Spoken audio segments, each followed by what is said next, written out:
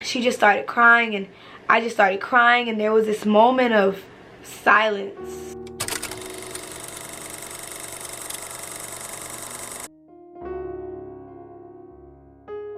Satan offered Gen Z an early addiction to a fictitious world. There's so much to why this generation needs, really has to seek God for themselves. But it really boils down to, because this device is another world. You know, you wake up in the morning, your hands are already moving, your hands are already, like, your hands are already on Instagram, and you can't even recall when you click the Instagram app. Like, it's just in you to do it. That's not normal. Unless we seek God for deliverance, we cannot be delivered from the curse and from the impact of our world, of our society, on us and on the generations to come.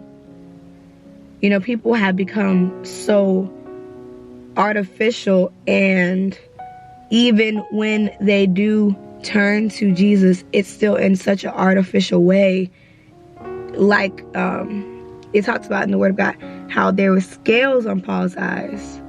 So Paul thought that he was doing the right thing, but he only thought that based off of the way that he was able to see. And so without the Spirit of God delivering you from the way that you see things, and allowing you to see things for what they actually are, allowing you to see in the entertainment industry for what it actually is, allowing you to see people for what they actually are, then you are going to continue to do things in that artificial way. And so you have to humble yourself. You have to seek God for guidance, because this generation, it's a black hole. It is a black hole. You know, it's that thing that looks interesting. As soon as you touch it, it grabs you. It grabs you. It grabs you. The articles, the news feeds, what does this celebrity have going on? What does this person have going on? You know, all of it. People have been given so much access to things that they do not know how to handle, and it's ultimately making them destroy themselves.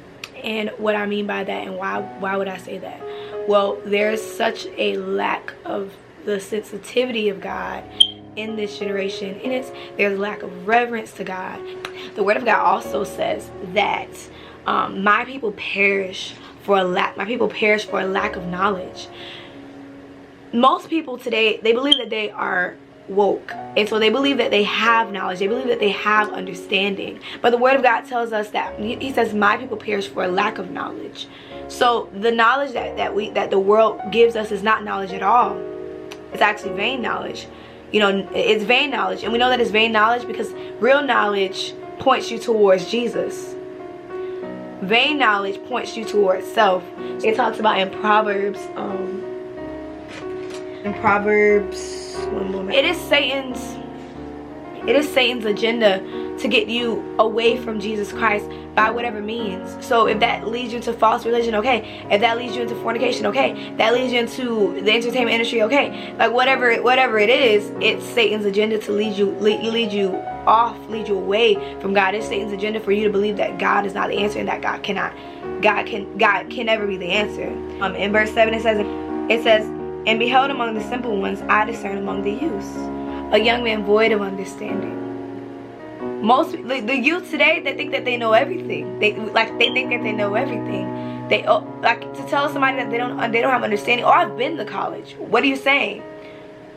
She looked out and she saw a man void of understanding. What is she saying? She's saying, oh no, he was void of understanding of his purpose in life. He was void of his understanding of who God is. And if you are void of understanding in that alone, generation needs God more than ever. Because without God, there's no escaping the generation, the curse that's on the generation. So I think it was this was a long time ago, but so I don't remember everything, but I remember being in the car with my mother, and we were driving on the highway, and I believe we were on our way home. I had just spent the weekend at my aunt's house, and I was going to church there. I tried to go as frequent as possible to visit. I remember the feeling of, oh, I was just imparted this, like the pastor was preaching and I was just imparted this, and I want to maintain this, I want to sustain this. Like after church you feel that strength, that motivation, like yes, this is gonna be great. This is gonna be great. When I go home, it's gonna be great. I'm gonna, you know, I've got Jesus, and I would feel that way. I would feel very empowered. I would feel very empowered to change. Like I would feel very empowered to obey God and to be like Jesus, and I would be so very empowered that weekend I would be thinking of how I could implement what it is that I just received when I go home, and to implement this in my life, in my school. Excuse me. There were times where I would go to school and I would, you know, I would tell my friends like, hey, I started going to church, which I believe that was hard for them to actually believe coming from me, because the kind of individual that I was at school and around my friends, you would have thought that I didn't know Jesus. And so to come back and to feel so very empowered to share the gospel and to be like Jesus, it's definitely what they call a 360. I would talk to my friends and I would tell them, you know, about my experience, and there was always only a certain extent that I could go to. You know, I would always feel this resistance, like I'm trying to go home and I'm trying to change my entire world, but I don't have the ability to really do that. It just seemed so hard for me to do that, because there were so many areas that I didn't think about that weekend. I didn't think about the fact that I have to do this assignment in class. I didn't think about, and it just seemed like it started to feel very overwhelming because of the things that I didn't consider that I would have to change.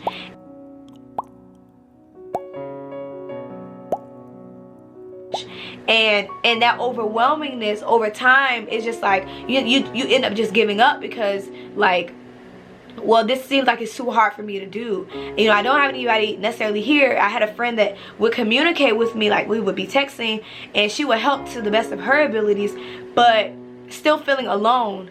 And over time, that loneliness and that desire for everything that's around you, it starts to, you know, it starts to overwhelm you. It starts to overwhelm you. So yeah, so it would be hard for me to fight against these desires, because this was what was being placed in front of me.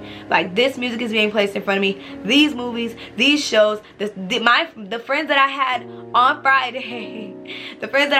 Friday, they look like, I come to school on Monday and I'm a different person, and I expect them to line up with who I am. Like, no Esther, I would have to put forth much more effort than I thought that I would. Having to go home to an environment that was not conducive to the Spirit of God made things 100% harder, obviously. Even leaving church and getting in the car, and this is the kind of music that's playing, and you know all the words because you were just listening to it on Thursday. So you know, so the music is playing, you know all the words, and like your soul was like, yeah, like let's get into it. But you have to tell your soul, like, no, didn't we just worship God? So yeah, we were on our way home, and I don't remember how the conversation got started, but I remember I was basically expressing to her how I didn't want to live the way that I was living anymore. I didn't want to live that way anymore.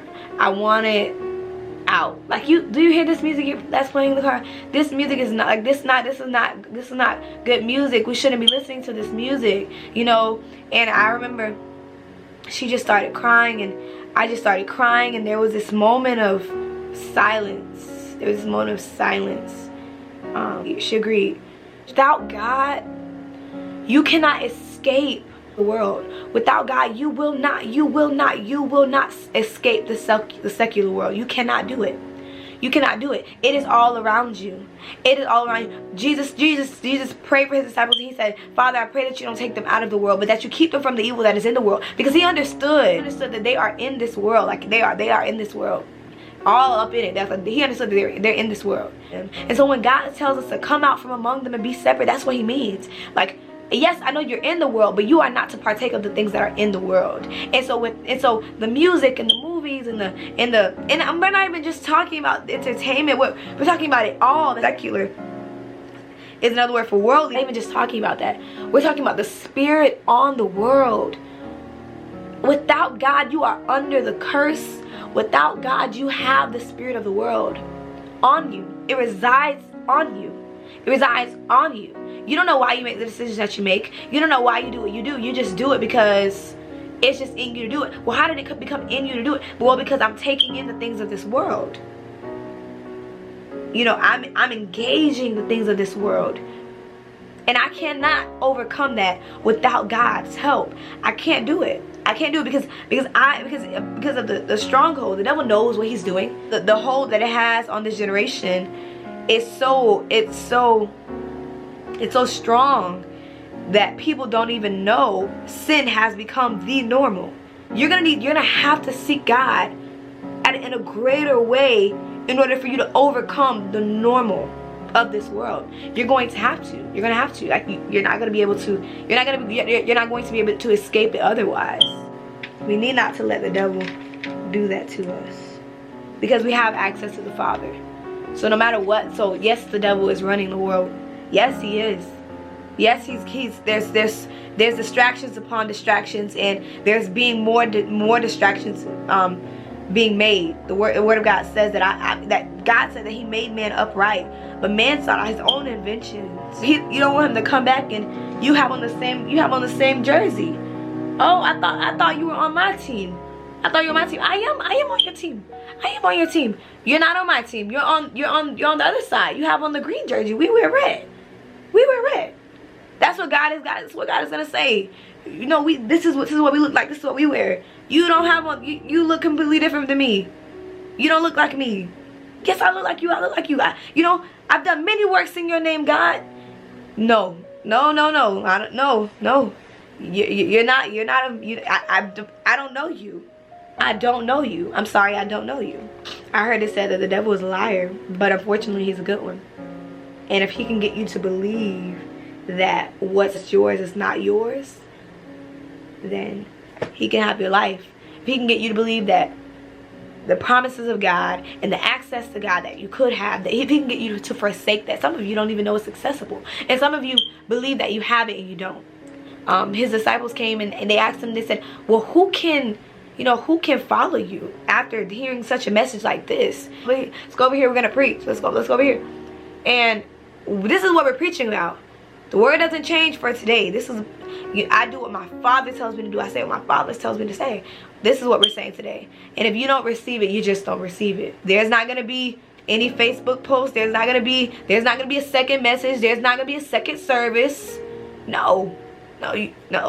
This is what it is. This is what it is. The world, and especially in America, has made things very tangible and very accessible to you. And they went as far as making Jesus as accessible to you, and he's not. And he's not. He's not. We have to. The Word of God says that we have to seek him. It says that when we seek him, we will find him. If Jesus was so accessible as the world makes it seem, then he would not tell us to seek him. He would not tell us to strive.